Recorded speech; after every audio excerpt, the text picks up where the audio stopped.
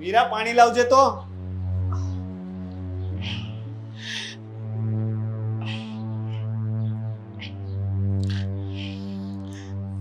લે બેટા. મમ્મી તમે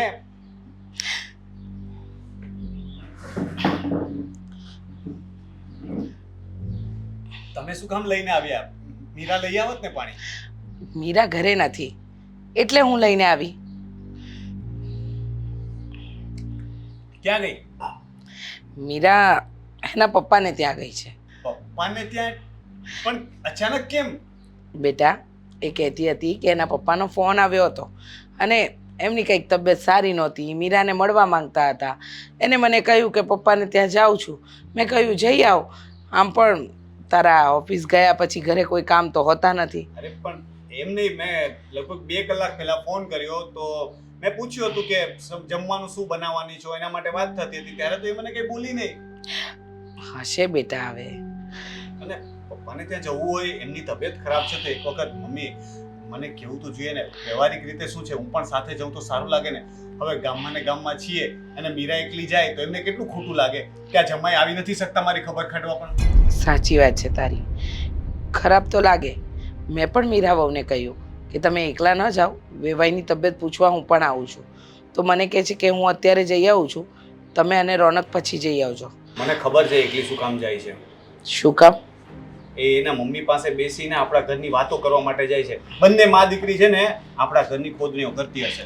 પાક્કી વાત છે મમ્મી, આ એનો સ્વભાવ હું જાણું ને, 1 નંબર. બેટા મારે પણ તને થોડીક વાત કરવી છે. આજકાલ મીરા વહુનું વર્તન ઘરમાં સારું નથી હો.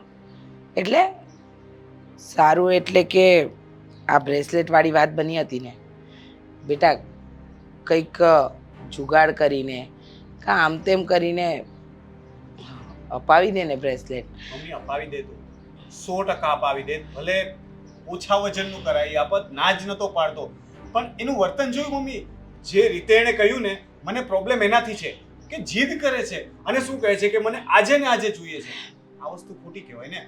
હવે એને આપણા ઘરની પરિસ્થિતિ ના ખબર હોય તો ઠીક છે, આપણા ઘરે કોઈ દુઃખ નથી, પણ એટલી જાહો જલાલી પણ નથી ને કે જે વસ્તુ માંગે હાજર કરી દઉં. વાત સાચી છે તારી, પણ જો એ તારી પત્ની છે, તારી પાસે જીદ ન કરે તો કોની પાસે કરે? અને આજકાલ એ મૂરઝાયેલી રહે છે. હં, જીદ કરવી હોય તો એકાંતમાં કરાય ને. તમારી સામે ગમે તેમ બોલે. હવે પતિ પત્ની વચ્ચેની વાત કોઈ ત્રીજાને શું કામ સમજ પડે? તમને ખબર પણ શું કામ પડવી જોઈએ કે અમારી વચ્ચે શું વાત ચાલી રહી છે? વાત સાચી છે બેટા, પણ હવે કદાચ એમને ગુસ્સામાં કહી દીધું તો આમાં શું ફરક પડ્યો? જો ના, એવું નથી, પણ તમે કહો છો ને કે એ દિવસ પછી એનું વર્તન પણ બદલાયેલું છે, તો એને સમજવું ના જોઈએ. મેં તો એની સાથે કોઈ ખરાબ વર્તન નથી કર્યું ને એ પછી પણ. હું તો એઝ ઇટ ઇઝ જેમ રહેતો હતો એમ જ રહું છું. બધી વાત સાચી, પણ તું નહીં સમજે તો કોણ સમજશે? જો રોનક, પતિ પત્નીનો સંબંધ એવો હોય ને કે એકમેકને સમજીને ચાલવાનું હોય. ક્યારેક જીવનમાં એવા પડાવ આવે, એવા મુકામ આવે બેટા, એવા વળાંકો આવે કે જેમાં આપણે ઉગ્ર થવું પડે.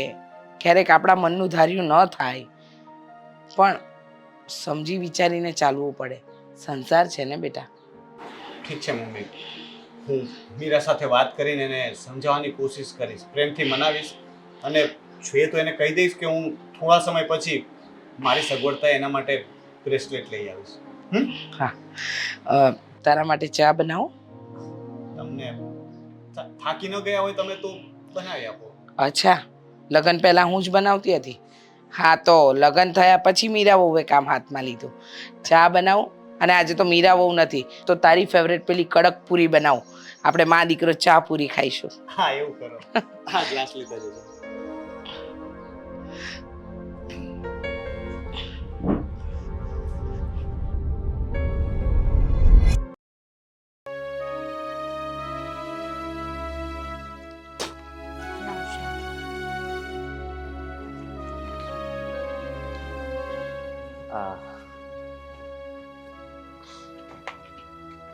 હાય.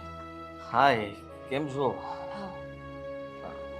સોરી, ઠીક કરતી હતી. ક્યાં બોલ આપ્યો? શું આ ફોનમાં તમે આવી રીતે અજાણ નંબર ઉપરથી ફોન કરીને મને મતલબમાં આ જે રીતે વાત કરતા હતા શું થયું છે તમને? તકલીફ છે કઈ? હા, હા રોનક પણ મને અવારનવાર ફરિયાદ કરતો હોય છે તમારી. અને હા, કેમ આની સાથે આવું વર્તન કરો છો? છે જ ખોટો માણસ, ફરિયાદો જ કરશે ને. આદિત્ય, તમે જ વિચાર કરો ને, એક પત્ની સાસરે આવે તો એને પતિ પાસેથી શું અપેક્ષા હોય? સારી લાઈફ જીવવા દે, છૂટથી જીવવા દે, થોડી ઘણી વસ્તુઓ લઈ આપે, અને સૌથી વધારે મહત્વની વસ્તુ પ્રેમ. હવે જે કમાય છે એ પ્રમાણે તમારું ઘર ચલાવે છે. આ તમે પણ સમજી શકો છો એક સ્ત્રી તરીકે. સાચી વાત તો એ છે કે તમે એડજસ્ટ કરતા શીખો ને. તમે સમજતા નથી. રોનક બહુ અલગ માણસ છે. તમારી સામે અલગ વર્તન કરે છે અને ઘરમાં અલગ વર્તન કરે છે. તમને ખબર નથી, પણ રોનક માટે હું પત્ની નથી. રોનક માટે હું ફક્ત ને ફક્ત મનોરંજન છું. ખબર નહીં કે હું કેવું વર્તન કરે છે મારી સાથે. તમે વિચાર્યું છે કે તમે મને ફોન કરીને અહીંયા બોલાવ્યો? આ વાતની જાણ એને થશે તો કેવું લાગશે ને? એને શું લાગે? જે વ્યક્તિને રસ જ ન હોય જીવનમાં, એને શું લાગવાનું? અરે એને તો એ પણ ખબર નથી હોતી કે હું આખો દિવસ ક્યાં હોઉં છું. આખો દિવસ ઘરના કામ કરીને થાકીને એક ફોન કરું ને તો પણ રિસીવ ન કરે. એને મારા પ્રત્યેનો કોઈ પ્રેમ નથી. આદિત્ય, જુઓ, તમે થોડા વધારે આગળનું વિચારી રહ્યા છો. હું તમારો ઘર સંસાર મતલબ કે બચાવવા માંગુ છું, અને તમે છો કે એને સુધારવાના બદલે તમે તો હજી પણ ફરિયાદ જ કરો છો. તમને શું લાગે છે મેં મારા ઘર સંસાર માટે કંઈ નહીં કર્યું હોય? ક્યારેય બહુ બધું કર્યું છે. બહુ સમજાવવાની કોશિશ કરી છે. હું હેલ્પ કરીશ ને. એઝ અ ફ્રેન્ડ તરીકે તમારે જે કંઈ પણ મદદ જોતી હોય હું આપીશ.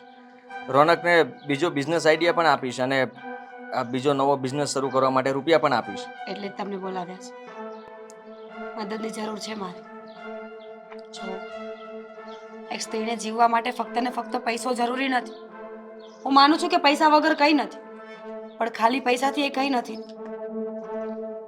પતિ અને પત્ની વચ્ચે પ્રેમ હોવો પણ જરૂરી છે. સમજી શકું છું તમારી વાતને કે ઝઘડાઓ થાય એના લીધે થઈને પ્રેમ ઓછો થઈ જાય અને સમસ્યાઓ વધતી જાય, પણ એમાંથી આ શું કરો છો? આદિ પ્લીઝ સમજવાની કોશિશ કરો. સમજવાની કોશિશ. ફક્ત પૈસા માટે નથી જીવતી. મને પ્રેમની જરૂર છે. કોઈ એવા વ્યક્તિની જરૂર છે જે મારી કેર કરે, જે મને સમજે, જે વગર કારણની મારી બકવાસ પણ સાંભળે. બકવાસ. જુઓ, હું સમજી શકું છું, પણ હું બને ત્યાં સુધી તમારી મદદ કરવા તૈયાર છું. તમને ખોટું ના લાગે તો. અને કંઈ ખોટું નહીં લાગે. હું કંટાળી ગઈ છું એકલવાયું જીવન જીવીને. દેખાવ ખાતર તો મારી પાસે પતિ છે, પણ સમાજ માટે, મારા માટે નહીં. હું છું ને, હું હંમેશા તમને સપોર્ટ કરીશ, તમને હેલ્પ પણ કરીશ. અને રહી વાત તો આ વાતની જાણ મેં રોનકને કરી નથી. તમે કરવાના છો. શું બોલો છો? હું થોડી એને આવી વાત કરીશ કે તારી પત્ની પ્રેમ માટે બહાર જાય છે? હા હા હા, કંઈ વાંધો નહીં. જુઓ, તમે ટેન્શન નહીં લો, બધું બરાબર થઈ જશે. જો, તમે મને ખોટી નથી સમજતા ને? બિલકુલ નહીં, તમે જરાય ખોટા નથી, સાચા જ છો. હું સમજી શકું છું તમારી સમસ્યાઓ અને તમારા દુઃખને. હું હેલ્પ કરીશ હંમેશા, તમારી સાથે છું. તો પછી તમને ખોટું ના લાગે તો બહાર ફરવા જઈએ. અહીંયા કેમ નહીં? રોનકને આવવાને હજુ બહુ વાર છે. હા, એને તો હું હજી બીજું કામ સોંપી દઈશ. ચાલો.